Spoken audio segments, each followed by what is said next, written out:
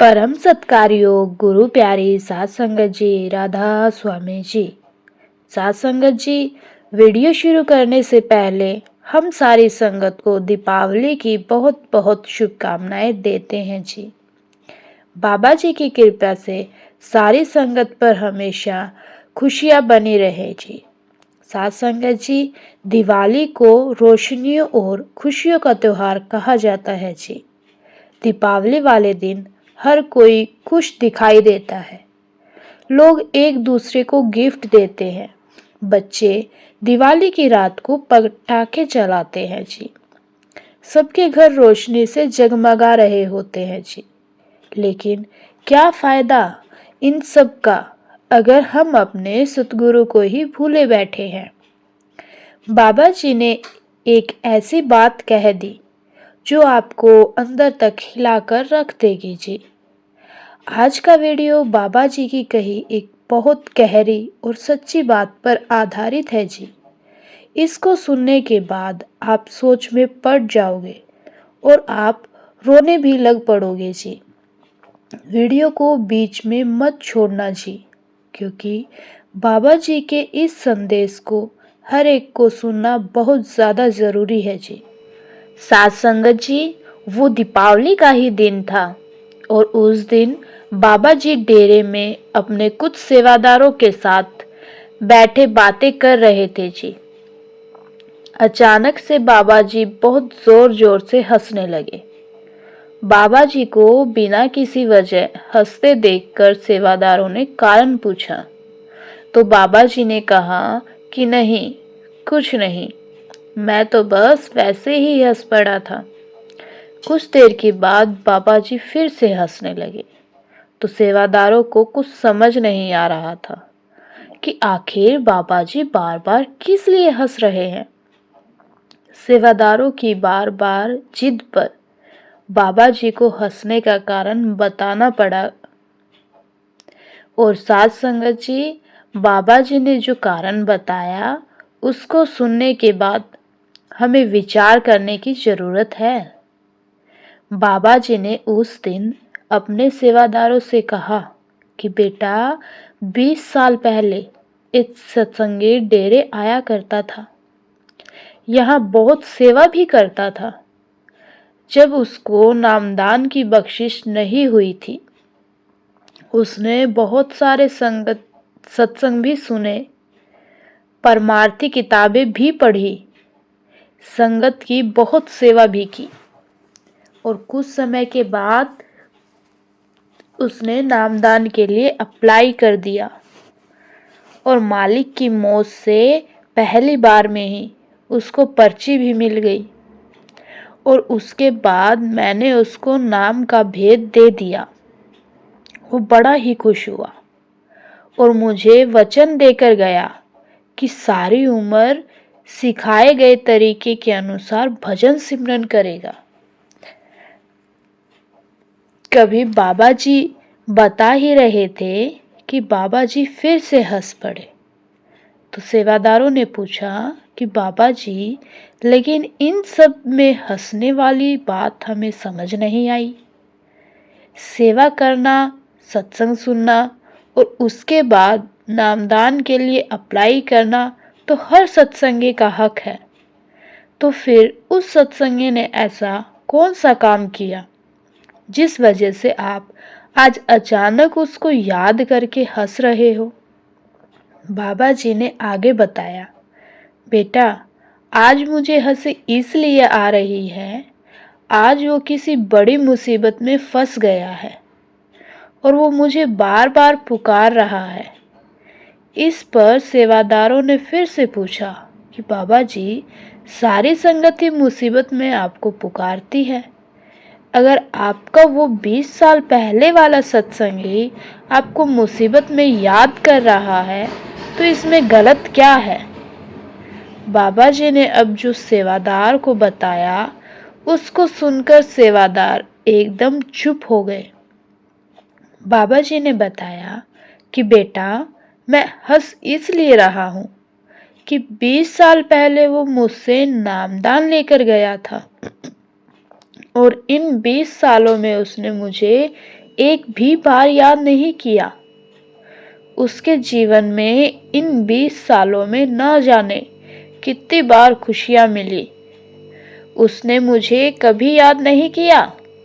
लेकिन आज जब उस पर मुसीबत आ गई तो वो मुझे पुकारने लगा। ये सुनकर सेवादार चुप हो गए और एक सेवादार ने हिम्मत करके बाबा जी से एक और सवाल किया। सेवादार पूछने लगा कि बाबा जी, तो अब क्या आप उसकी मुसीबत में मदद नहीं करोगे? बाबा जी ने सेवादार से अब जो कहा उसको सुनकर वहां बैठे सारे सेवादार बहुत जोर जोर से रोने लग पड़े।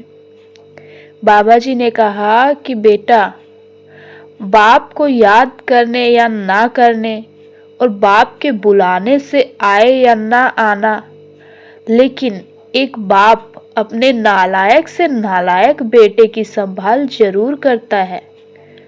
बाबा जी की इतनी गहरी बात ने वहां बैठे सभी सेवादारों को रुला दिया।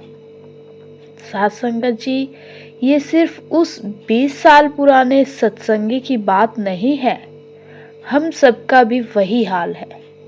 दुख में बाबा जी याद आ जाते हैं, लेकिन वैसे बाबा जी को हम याद नहीं करते। साथ संगत जी, यहाँ बाबा जी को याद करने से मतलब है कि भजन सिमरन करके बाबा जी से अपने अंदर से जुड़ना। बाबा जी की फोटो के आगे माथे टेकने से या अपने मन में बाबा जी को हजारों बार याद करने से बाबा जी खुश नहीं होते। बाबा जी को खुशी तभी मिलती है जब उनकी संगत भजन सिमरन करती है। बाबा जी ने तो हमारी संभाल करने की जिम्मेदारी ले रखी है। वो तो हमारे जैसे नालायक से नालायक लोगों की भी संभाल करेंगे। लेकिन नामदान लेकर एक जिम्मेदारी हमारी भी तो अपने कंधों पर ली थी। हम तो अपनी जिम्मेदारी को निभा ही नहीं रहे और मुसीबत आने पर उम्मीद लगाकर बैठ जाते हैं कि बाबा जी आए और हमें मुसीबत से बाहर निकालें। आज दिवाली और दीपावली के इस मौके पर हमें अपने आप से एक वचन करना चाहिए कि हम भजन सिमरन को बिना नागा समय देंगे। अपने आप से वचन इसीलिए क्योंकि बाबा जी को तो दिया वचन तो हम निभा नहीं रहे हैं। साथ संगत जी, खुद को वचन देंगे तो निभा पाएंगे। साथ संगत जी, अभी वीडियो में बने रहिए। अब मैं आपको एक ऐसी बात बताऊंगी जो इस 20 साल पहले नामदान लेने वाले सत्संगी वाली बात से बहुत मेल खाती है जी। साथ संगत जी, ऐसा जरूरी नहीं है कि सभी सत्संगी इस 20 साल वाले सत्संगी जैसे ही होते हैं। बहुत सारे ज्यादा भजन सिमरन भी करते हैं और इसीलिए संगत ऐसी रूहों को कमाई वाली रूह कहकर संबोधित करती है। बाबा जी का एक सेवादार था जिन्होंने अब चोला छोड़ दिया है। इनकी कमाई बहुत ज्यादा थी और ये हमेशा संगत को भजन सिमरन के लिए प्रेरित किया करते थे। इनके कुछ साथी सेवादारों ने इनके बारे में एक बड़ी ही गहरी बात बताई थी, जिसको सुनकर सब हैरान रह गए थे। ये उन दिनों की बात है जब ये अपनी जवानी के दिनों में हुआ करते थे। डेरे से तो ये बचपन से ही जुड़े हुए थे। जवानी में आते आते ये डेरे में एक सेवादार बन गए थे और जब इन्हें नामदान मिल गया तो ये कहे समय अनुसार भजन सिमरन करते थे।